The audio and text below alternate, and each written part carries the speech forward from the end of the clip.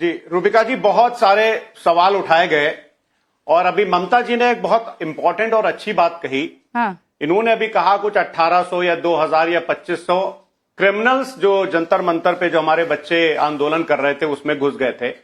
ममता जी, एक जगह और है जहां क्रिमिनल्स बैठे हुए हैं। एडीआर की एक रिपोर्ट है, उसके हिसाब से उत्तर प्रदेश की जो मिनिस्ट्री है उसमें 49% मिनिस्टर्स ऐसे हैं जिन्होंने एफिडेविट देकर के बताया है कि मैं क्रिमिनल हूं, जिसमें से 44% के ऊपर ड्रेडेड क्रिमिनल चार्जेस हैं।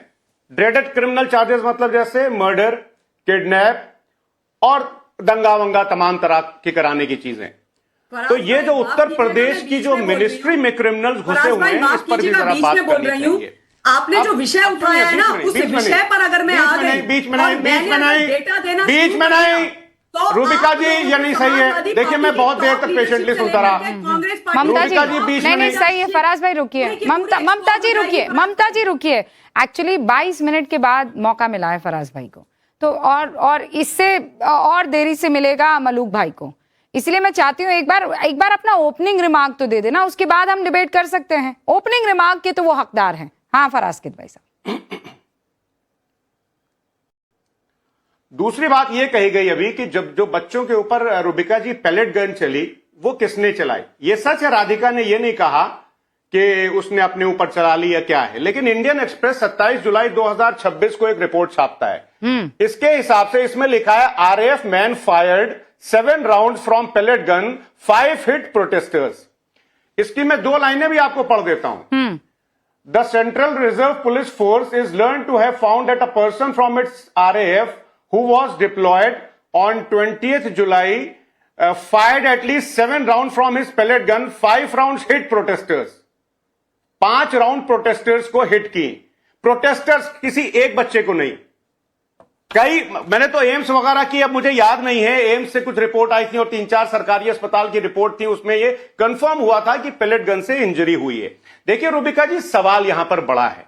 सवाल यह है कि आप जल्दी से गूगल करिएगा और अपनी टीम से बोलिएगा कि Ankita Thakur versus state of Jammu and Kashmir का केस निकालेंगे 2016 में, जिसमें सुप्रीम कोर्ट ने क्लियरली यह बोला था कि एक्सेसिव फोर्स का यूज करना is a violation of fundamental rights. अब अगर पैलेट गन रूबिका जी चल रही है और इस देश के लीडिंग अखबार बता रहे हैं, सरकारी अस्पताल की रिपोर्ट्स बता रही हैं कि पैलेट गन चली है, इसका मतलब फंडामेंटल राइट्स का उल्लंघन हुआ है और संविधान का भी उल्लंघन हुआ है। अच्छा फराज भाई, देखिए अभी एक बहुत अच्छी और बात हुई। हाँ नहीं अब लेट्स टॉक ऑन पॉइंट। जी बताइए। पहली बात तो ये कि इसी पैलेट गन को लेकर कोर्ट ने टिप्पणी की, विच इज वेरी इंपॉर्टेंट। उन्होंने कहा हम पैलेट गन के इस्तेमाल से मना नहीं कर सकते। कोर्ट ने कहा कि नहीं कहा, पहली बात। दूसरी बात, हम ये कह रहे हैं कि बच्चे के साथ जो हुआ है वो सही हुआ है, कोई भी नहीं कह रहा है। यहाँ कोई एक बता दे मुझे जो ये कह दे कि बच्चे के ऊपर पैलेट गन से जो शूट किया गया है वो सही है। एक आदमी आपको यहाँ मिल जाए पूरे पैलेट में, मैं मान जाऊंगी। मैं तो ये कह ही नहीं रही हूं सर, और ना कोई और कह रहा है। अगर पुलिस के किसी जवान ने भी ये काम किया है तो उसके खिलाफ कार्रवाई होगी, जांच में सब पता लग जाएगा अगर उसने किया है तो। मैं आपसे कह रही हूं कि जो हाई पावर्ड कमिटी ये जांच कर रही है, आप तो उसे ही टूथलेस कह दे रहे हैं।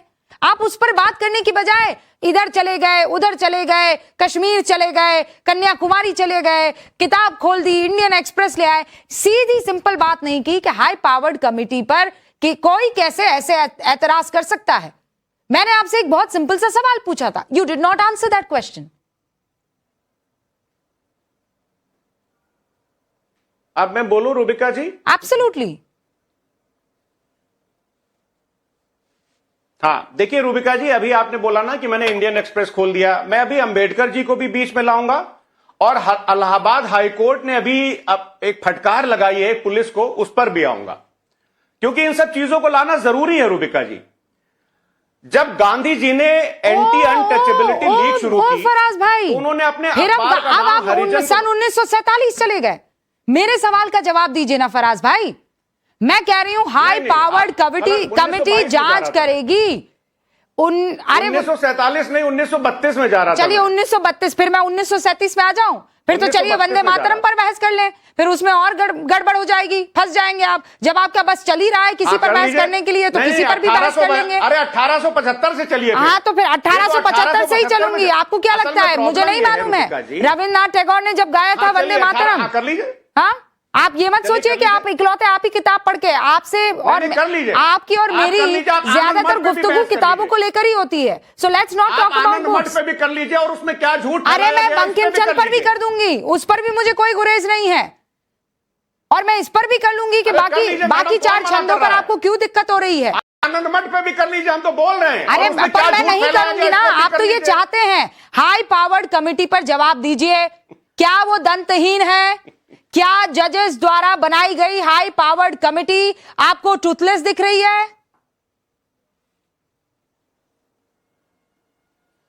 देखिए रूबिका जी, मेरा जो है इस देश की कोर्ट्स पर और इस देश के संविधान पर सबसे ज्यादा भरोसा है। आज मोदी जी का जो ये काल चल रहा है, फिर मोदी जी उस काल में क्या हो रहा है ने जो हाई पावर्ड कमेटी को टूथलेस कहा है, वो सही है कि गलत है? भाईजान छोटी सी बात पूछी है मैंने। मैं छोटी सी बात का आपको जवाब दे रहा हूं अब, लेकिन सुनिएगा, डिस्टर्ब ना करिएगा। 30 सेकंड के लिए सुन लीजिएगा प्लीज। अच्छा 30 सेकंड तो सुनिए। इलाहाबाद हाईकोर्ट के सुनिए तो जी इलाहाबाद हाईकोर्ट के जज विनोद दिवाकर जी ने 3 जून 2026 को एक बात कही कि officers are more loyal to the establishment than constitution. ये उत्तर प्रदेश की मशीनरी के बारे में उन्होंने कहा, और उन्होंने कहा कि कॉन्स्टिट्यूशनल गवर्नेंस को व्यक्तिगत सुविधा या पॉलिटिकल हितों के अधीन नहीं किया जा सकता है। मलूक जी, अब ऐसा क्यों कहा बताइए इलाहाबाद हाईकोर्ट मलूक ने? जी, जब इलाहाबाद हाईकोर्ट पुलिस की मशीनरी के ऊपर इतना बड़ा सवाल उठा रहा है, बस कई बार ऐसा होता है कि एंकर 4 बार एक ही सवाल पूछती है, और उस एक ही सवाल का जब सामने वाला अलग अलग मुद्राओं में अलग अलग चीजों के साथ जवाब देने लगे, तो समझ जाना चाहिए कि आदमी के पास उसका जवाब नहीं है। मैंने सरल सवाल पूछा था, आपका नाम क्या है? आपने कहा महात्मा गांधी ने नाम पर 2 चीजें लिखी थी। मैंने कहा फराज भाई आपका नाम क्या है? आपने कहा उस दिन बारिश हो रही थी, जब हरी हरी घास को मैंने देखा। अरे भाई क्यों अब्बा जब्बा टब्बा? सिंपल सी बात कीजिए, हाई पावर्ड कमेटी दंतहीन है कि नहीं है? मलूक नागर जी।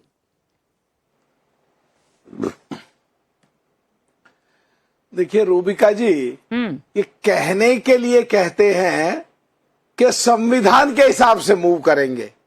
अगर संविधान के हिसाब से चलें तो 3 तंत्र देश को आज चलाने के लिए हैं, और संविधान के अनुसार पहला विधि पालिका जो देश की संसद में कानून बनता है, दूसरा संविधान के अनुसार उन कानूनों को लागू कराने के लिए व्यवस्था जो कार्यपालिका, और लगे अगर कानून में कहीं कमी रह गई है, नेचुरल जस्टिस पे ये बनाने में सांसदों से कोई चूक रह गई है, या लगे कि कार्यपालिका वाले कहीं मिल गए हैं सरकार के साथ, सरकार के अधीन है और गलत काम कर रहे हैं, तो फिर न्यायपालिका, और न्यायपालिका में सबसे सर्वोच्च माननीय सुप्रीम कोर्ट है, और माननीय सुप्रीम कोर्ट का पहले भी आदेश आया इस प्रदर्शन से संबंधित, उसका कंप्लायंस करते हुए जांच चल रही थी।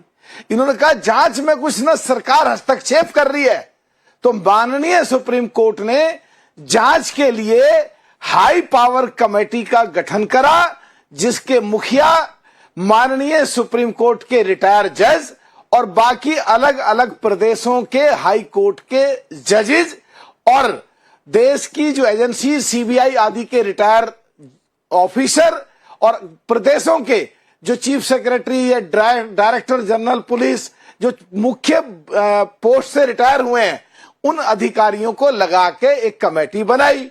और कांग्रेस अगर उसको आके आज दंतहीन कह रही है, माननीय सुप्रीम कोर्ट के आदेश को कुछ नहीं समझ रही है, और जब इन पर कंटेम्प्ट ऑफ कोर्ट के केस चलते हैं तो घुग्गू की तरह जाके हाथ जोड़ के माफी मांग के बड़ी मुश्किल बच के आते हैं। फिर संविधान से खेलते हैं, संविधान की किताब केवल दिखाते हैं, संविधान के अनुसार चलना चाहते नहीं है, क्या देश में अराजकता फैलाना चाहते हैं? तहसीन क्या पुनावाला। देश के संविधान के अनुसार देश की सो कॉल्ड इंडिया गठबंधन की सबसे बड़ी पार्टी कांग्रेस मूवमेंट करना नहीं चाहती? यहां आके ज्ञान बांटेंगे, आए बाएं साएं लाएं टाएं फिस, कुछ मतलब नहीं है दिन बात का। गुड मॉर्निंग कहेंगे, मक्का बोइए।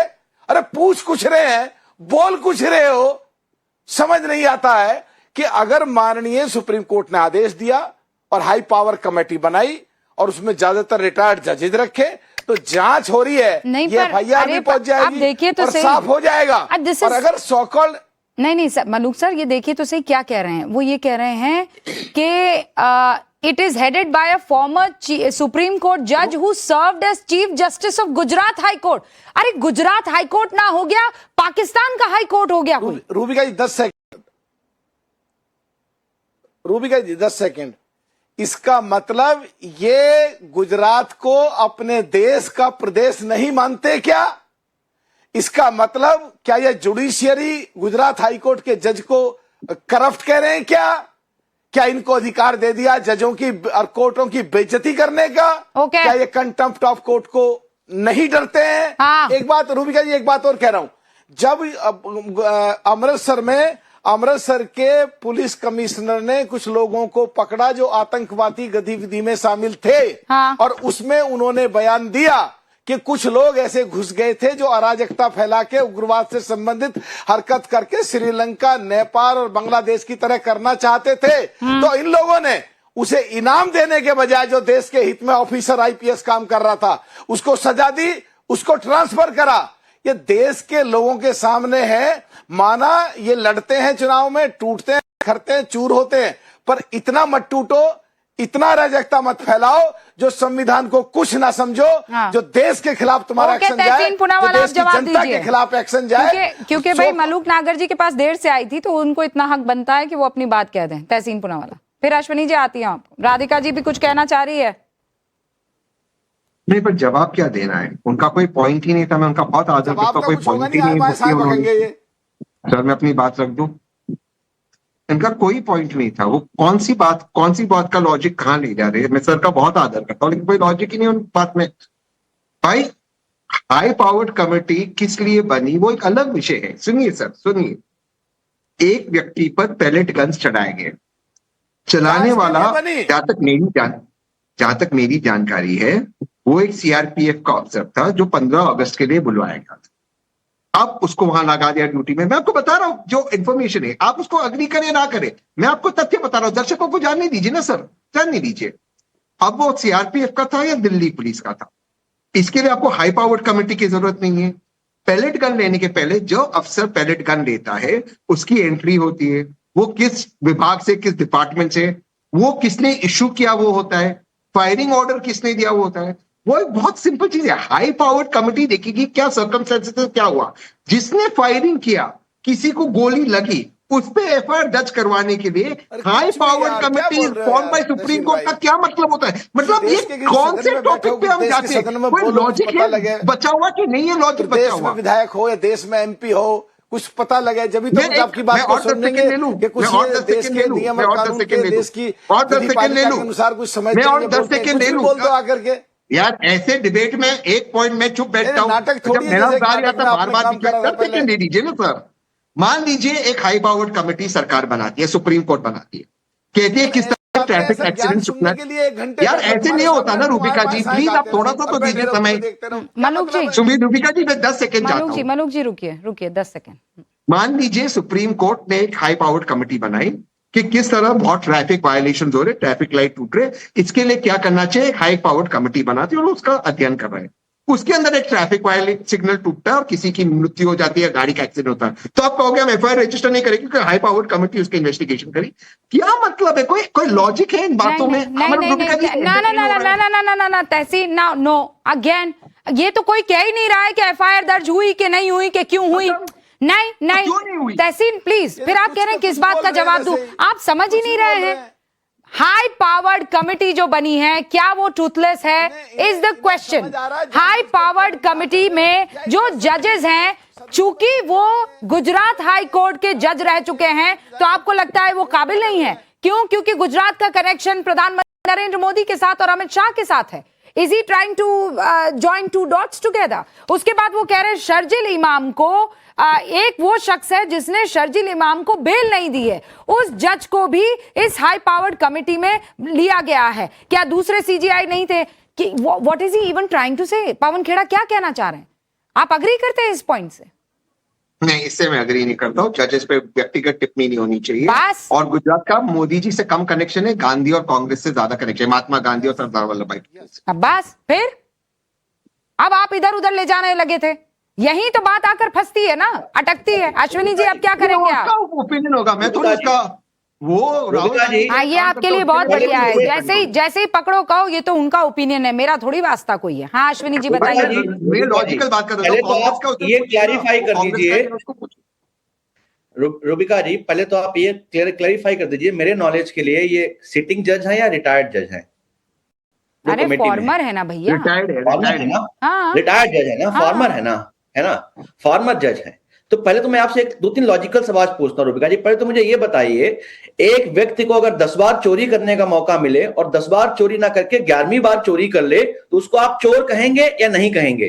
चोर कहेंगे ना। किसने अगर चोरी? पुलिस, किसी ने भी चोरी की, किसी व्यक्ति को 10 बार चोरी करने का मौका मिला, उसने 9 बार चोरी नहीं की, 10वीं बार चोरी कर ली, तो भी उसको आप चोर कहेंगे ना? आपने दो चीजें समझ, आपने मुझसे पूछा कि ये सिटिंग जज है कि फॉर्मर है, मैंने कहा फॉर्मर।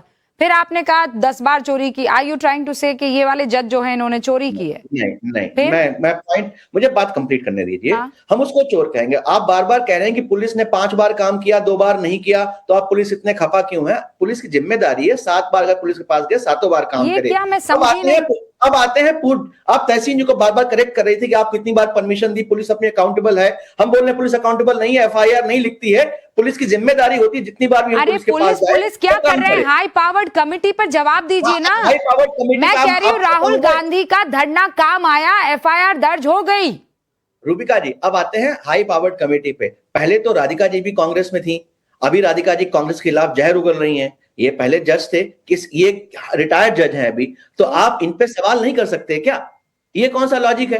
नहीं तो सवाल क्या? नहीं सवाल क्या? कांग्रेस बहुत अच्छी लगती थी इनको, तो अभी कांग्रेस कितने खिलाफ है? तीसरी सबसे इंपॉर्टेंट बात, ये क्या पटांग चीजें कर रहे हैं आप? अश्विनी जी कैसे लॉजिक दे रहे हैं आपको? आपको खुद ही समझ नहीं आ रहा है क्या लॉजिक है ये? अच्छा, आप एक लॉजिकल जवाब दे दीजिए। नहीं, आप क्या कह रहे हैं कि चूंकि ये जज गुजरात हाई कोर्ट के जज थे तो इन्होंने कुछ ना कुछ गड़बड़ की होगी, और आज चूंकि वो एक्स हो गए हैं, फॉर्मर हो गए हैं। परिवर्तन नहीं हो सकता क्या लोगों का? क्या हृदय परिवर्तन होता है ना लोगों का? क्या हृदय परिवर्तन बताइए? My God, what is wrong with you people sir? क्या कर रहे हैं आप लोग? सिर्फ गुजरात से ओ हो, ये ठीक नहीं है सर, ये ठीक नहीं है। Radhika Khera please, I want you to answer this. Rubika ji, मैं एक बात जानती हूँ कि जब, अच्छा अश्विनी जी एक 30 सेकेंड, हाँ बोलिए भाई। तीसरा, अगर कल को ये हाई कमेटी है जो बनाई गई है, ये क्लीन चिट दे देती है कि वहां कोई पायलट गन नहीं चली, तो उस बच्चे की जो आंख गई है उसको आंख रूबिका लियाकत देगी, राधिका खेड़ा देंगी, अमित शाह देंगे या मोदी जी देंगे? क्योंकि उसको न्याय तो नहीं मिला, तो उसको आंख कौन देगा? अश्विनी जी, मैं आई एम सॉरी, इसे कहते हैं निरी थेतरई कहते हैं इसे। इसलिए मैं बताती हूँ, इसलिए अश्विनी जी जनरली तो मैं नहीं ऐसे शब्दों का प्रयोग करती हूँ, लेकिन कई बार आप लोगों के लॉजिक के बाद ना अचानक मेरे अंदर वो जो गवाही अंदाज है ना वो सामने आ जाता है। ये क्या कह रहे हैं आप कि इसका मतलब हमें पुलिस के पास जाना ही नहीं चाहिए, कोर्ट सारी बंद हो जानी चाहिए, क्योंकि आप ये सोच के चल रहे हैं कि हाई पावर्ड कमेटी जिसमें हाई कोर्ट के जो गुजरात हाई कोर्ट के जज हैं वो डाल दिए गए हैं या वो अध्यक्षता कर रहे हैं, तो हमारे हिसाब से नहीं आएगी। गुजरात को आपने क्या समझ लिया है? राधिका खेड़ा जी नहीं चली। रूबिका जी मैं इतना जानती हूँ रूबिका जी मैं इतना जानती हूँ कि जब पॉलिटिकल आर्ग्यूमेंट्स खत्म हो जाते हैं ऑपोजिशन के पास, तो वो पर्सनल अटैक्स पे आते हैं। एंड इन लोगों का, खास करके अश्विनी जी का फेवरेट पास टाइम है when he is caught in his own web, तो वो मेरे पे पर्सनल अटैक करते हैं कि राधिका ने छोड़ दिया। एज इफ राधिका ने अगर कांग्रेस छोड़ दी और राधिका को अब राधिका अगर कांग्रेस को एक्सपोज कर रही है, तो सब कुछ जो हो रहा है दुनिया में, कांग्रेस जो फेल हो रही है, राहुल गांधी चुनाव नहीं लड़ रहे, जीत पा रहे, वो सब राधिका की इस क्रिटिसिज्म की वजह से है। खैर, लेकिन इन्होंने एक जो बात कही, उन्होंने कहा कि अगर कोर्ट ने ये कह दिया कि गन नहीं चली, तो इनको अब मुझे लगता नहीं है कि पता है कि एफआईआर होने के बाद क्या होता है। अगर जब एफआईआर की कॉपी आ जाएगी तो हमें पता चल जाएगा कि कौन सी धाराएं लगी हैं। लेकिन अगर एफआईआर होती है, उसके बाद चार्जशीट बनती है, चार्जशीट में भी ये आ सकता है कि बुल पैलेट गन नहीं चली, वो तो पता चलेगा ना, सीसीटीवी फुटेज छाली जाएगी, एविडेंसेस देखे जाएंगे, फिर चार्जशीट बनेगी, तो चार्जशीट में भी आ सकता है। तो फिर तो आप ये एफआईआर के लिए भी क्यों गए? अगर आपको कोर्ट पे भी विश्वास नहीं है तो सेम चीज वहां हो सकती है। दूसरी बात, 30 सेकेंड, यहाँ पे समाजवादी पार्टी के प्रवक्ता, हम बात कर रहे हैं एप्पल्स की, तो वो ऑरेंजेस पे गए, तो मैं उनको याद दिला दूं कि 64% केसेस जो समाजवादी पार्टी के एमएलए है ना, उनके against criminal cases, and the only MLA with a sexual violence charge is also from Samajwadi party. Maximum cases विधानसभा में उत्तर प्रदेश की समाजवादी पार्टी के, एंड अगर हम लोकसभा पे आए तो 21 MP. Okay, ma'am, I do not have time.